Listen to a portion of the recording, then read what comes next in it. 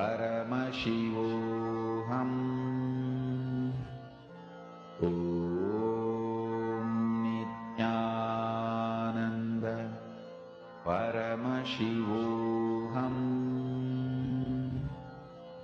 Om Nityanand Paramashivoham. Om Nityanand Paramashivoham. Om Nityanand Paramashivoham. Om Nityanand Paramashivoham. Om Nityanand Paramashivoham. Om Nityanand Paramashivoham. Om Nityanand Paramashivoham. Om Nityanand Paramashivoham. Om Nityanand Paramashivoham. Om Nityanand Paramashivoham. Om Nityanand Paramashivoham. Om Nityanand Paramashivoham. Om Nityanand Paramashivoham. Om Nityanand Paramashivoham. Om Nityanand Paramashivoham. Mahamahavagya, spiritual lullaby for samadhi, and Suprabhatam, wake up call, wake up song for Paramashiva. This Mahamahavagya is spiritual lullaby for you to fall into samadhi. Suprabhatam, wake up song for Paramashiva to wake up in you. Just remember this one powerful cognition. This Mahamahavagya puts me in samadhi. This is spiritual lullaby for samadhi, and Suprabhatam, wake up song for Paramashiva in me, for Paramashiva to manifest. With this one spiritual powerful cognition, chant this Mahamahavagya.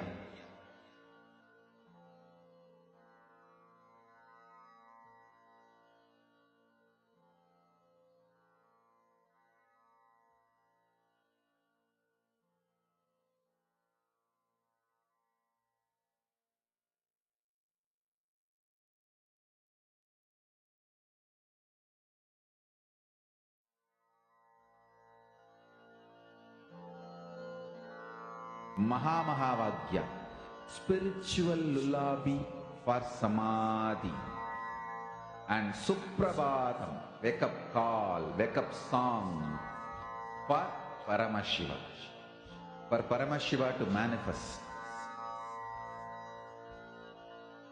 With this one spiritual powerful cognition, chant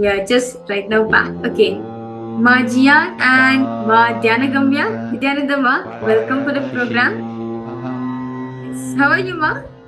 Okay, I have a question for both of you. How are you? Is everything okay?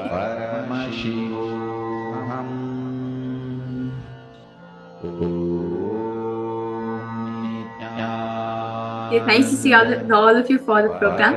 So with this, all the participants and all the viewers, we are now going to be entering into the first session of today, where all of you, today Swami is going to be expanding, giving us revelation about a sacred topic, an important topic all of us need to understand, which is karma. What is karma? Why are we bound by karma? As Swamiji says very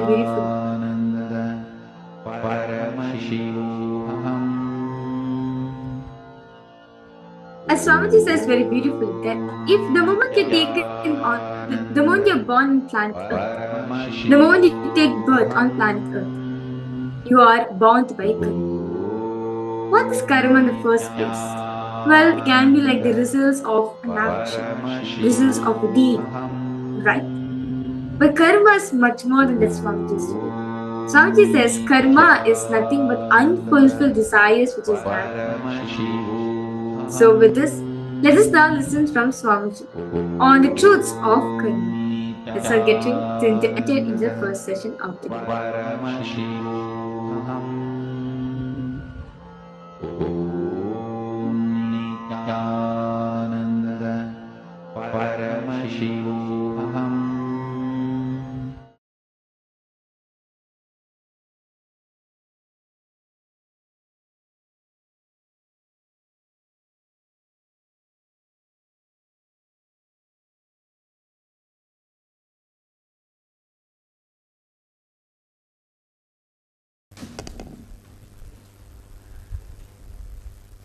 सदाशिवसमारम्भां शङ्कराचार्यमध्यमाम् अस्मदाचार्यपर्यन्ताम्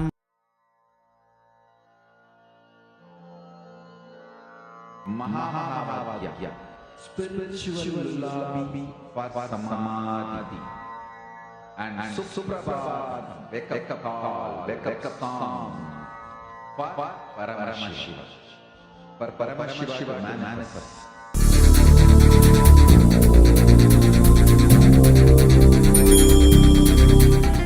Paramahamsa Nityananda, a compelling spiritual force of our millennium, founder of an international socio-spiritual movement, pioneer of a modern way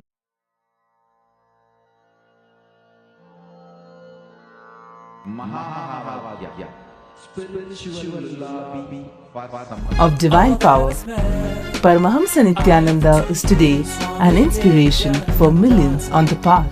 All that I see, all that I hear, I offer to you, Swami. Adept in ancient mystical yogic sciences, researcher of the science of spirituality, guru for enlightenment. Every year, Paramahamsa Nityananda shares with over 1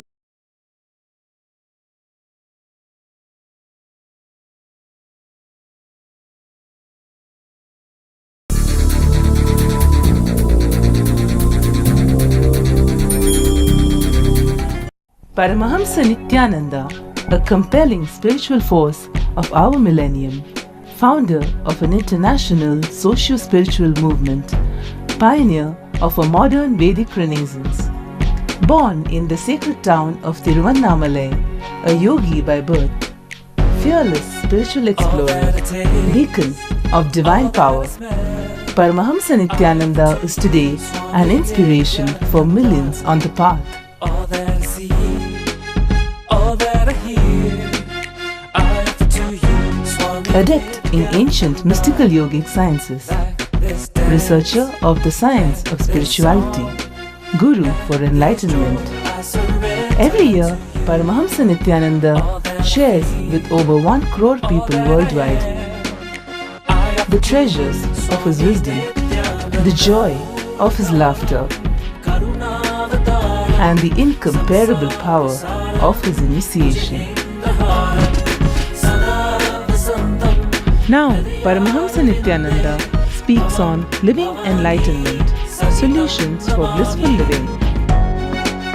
All of my dreams, all my desires. Join us for an unforgettable spiritual experience.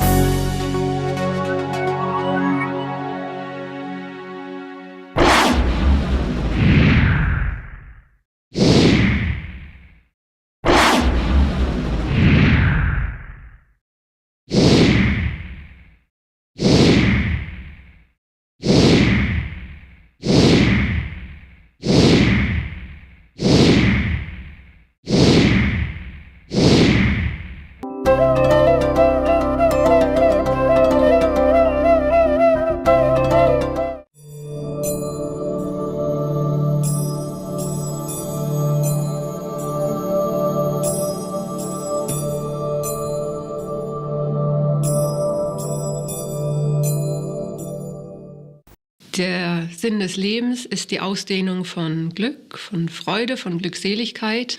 Die Meditation darf keinen Selbstzweck erfüllen, ja, dass man sich vom Leben zurückzieht und dann nicht mehr ansprechbar wird. Mahavakya, spiritual lobby for samadhi, and suprabhat, wake up call, wake up song. మా కర్మ బలహేదుర్భూః మాతే సంగోస్త్వ కర్మణి. You have a right only to work, but never to the outcome. Your jurisdiction is merely the execution, which is at one time or another measured by the reward. Please understand. It may be measured by the reward, but let your action not happen by the reward. Let the inspiration for you not be based on the reward. That's a big problem. That is where the problem comes. Bhagavan is not saying, don't take the reward, don't receive the reward. No. He is not saying don't receive the reward. He is saying let that not be the source of inspiration for you.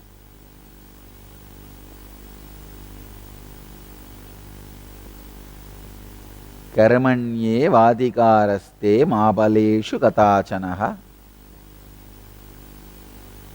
Your jurisdiction is merely in the execution, which is an one time or another measured by the reward. Let the ground for the source of your action, let not the ground for the source of your action be the reward.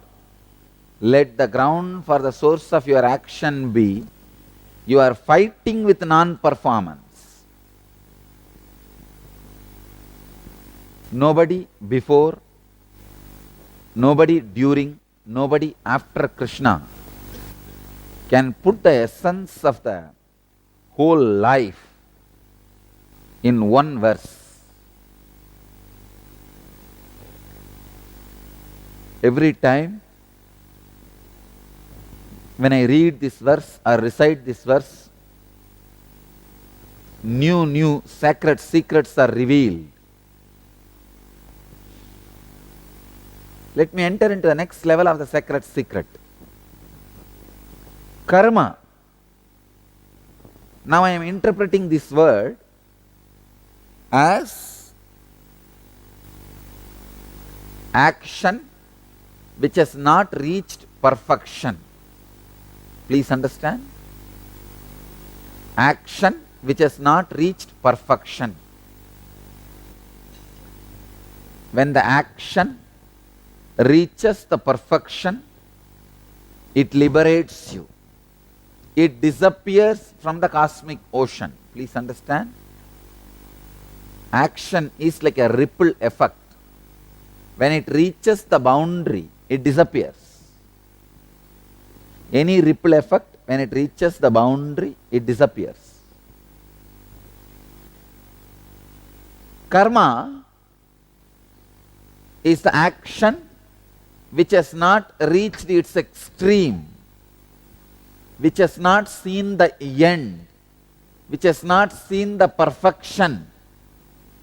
The moment karma sees the perfection, action reaches its perfection, action sees the end, it experiences the extreme.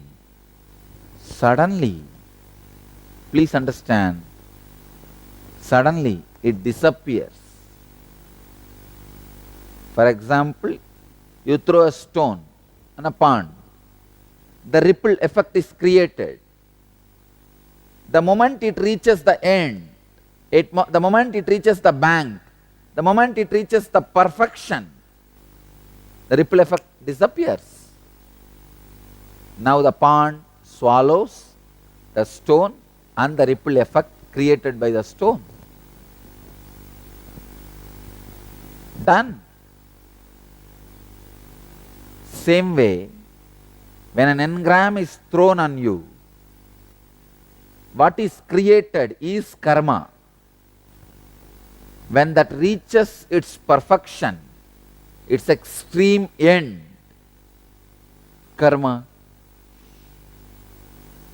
is liberated from you, you are liberated from karma.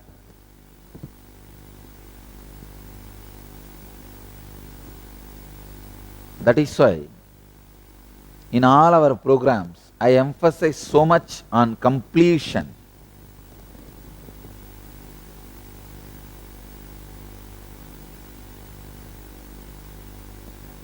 Karma is an unfulfilled action, unfulfilled engram.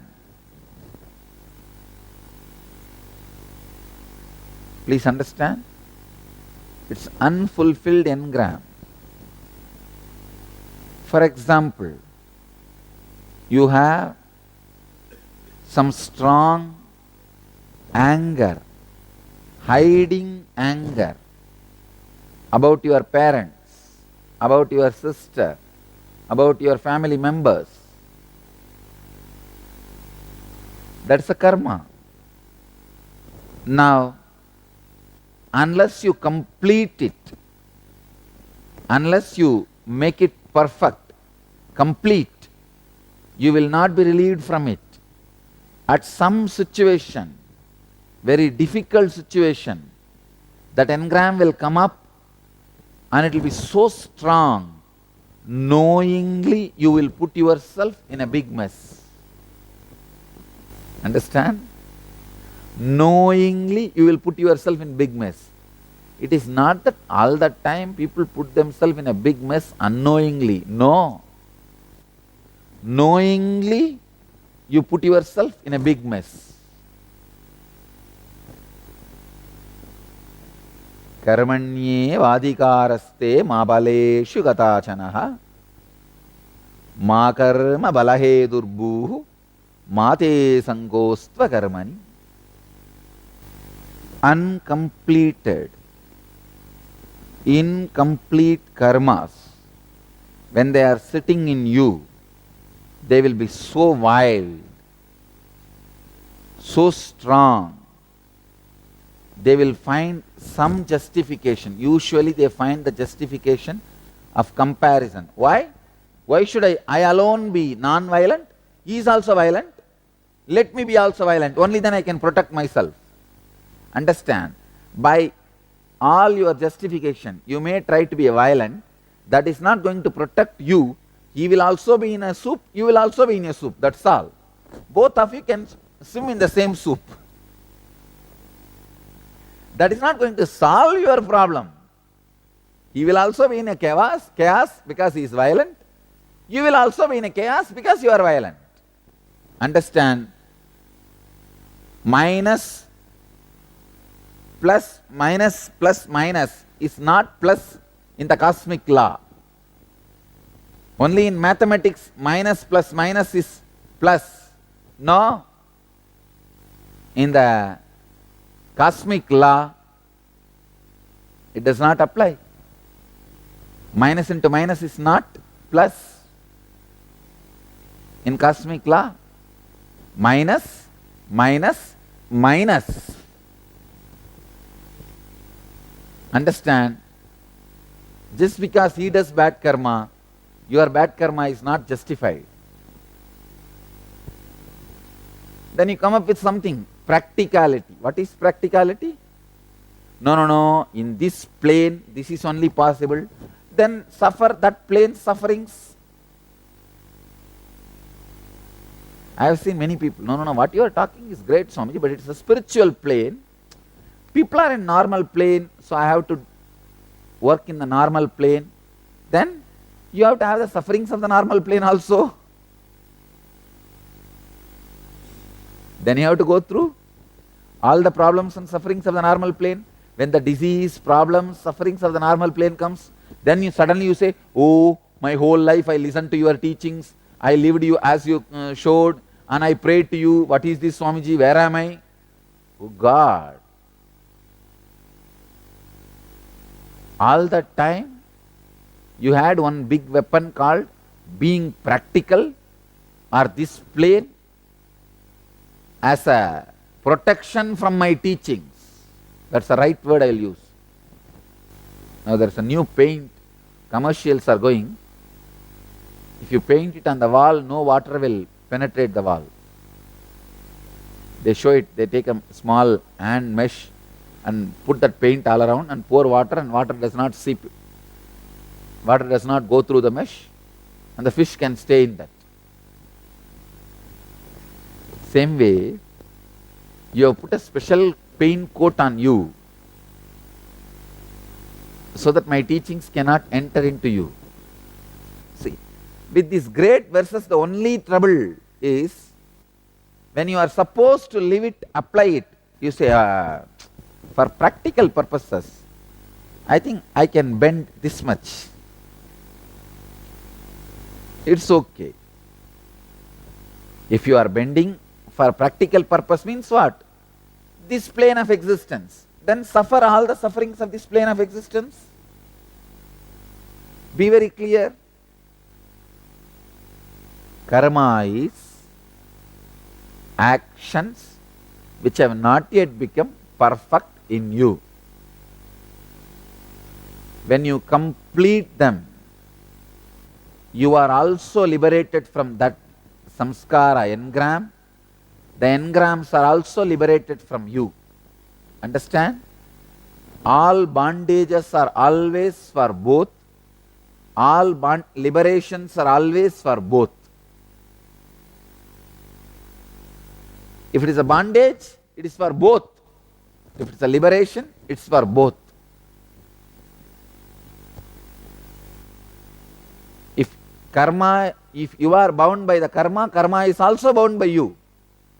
If you are liberated from karma, karma is also liberated from you. That is why I am saying every action, completion of the action is really, really, really directly helpful for you, will directly liberate you, will directly lead you to the higher existence. Karmanye vadikaraste mapaleshu katachanaha. I feel like every letter of this verse should be engraved in gold.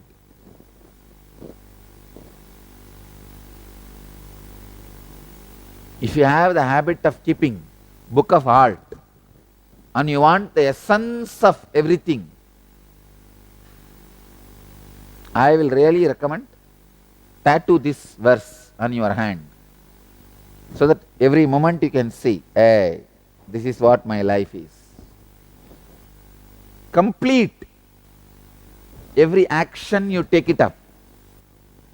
Just for completing. Because it is there, you have to complete. That's all. Don't bother about the rewards. Don't bother about the results. Don't bother about anything else. Complete just for completing.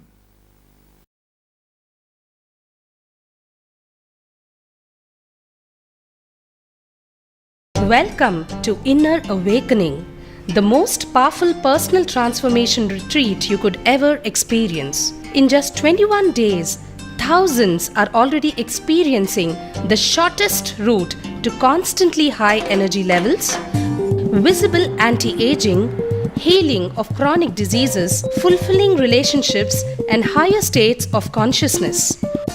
What is the secret behind this transformation?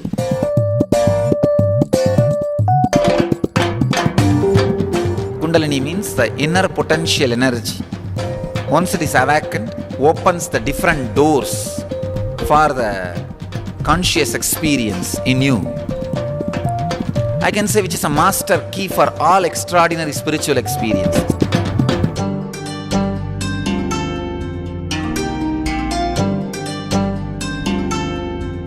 This extraordinary program is conducted personally by Paramahamsa Nityananda in the vibrant atmosphere of Nityananda Dhyanapitham Ashram.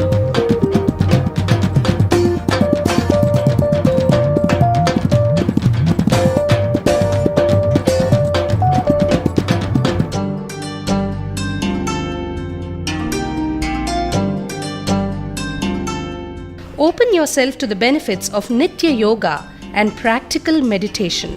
Experience physical and mental healing. Discover simple ways to handle life with success. Above all, enjoy individual darshan and blessings from Paramahamsa Nityananda every day. Take 21 days for yourself and carry home the transformation of a lifetime.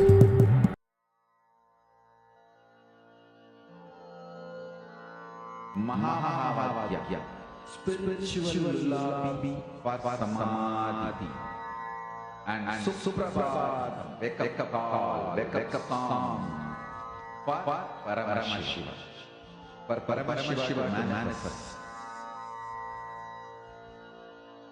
With this one spiritual powerful cognition, chant this Mahavadya. Om Nityananda Paramashivoham.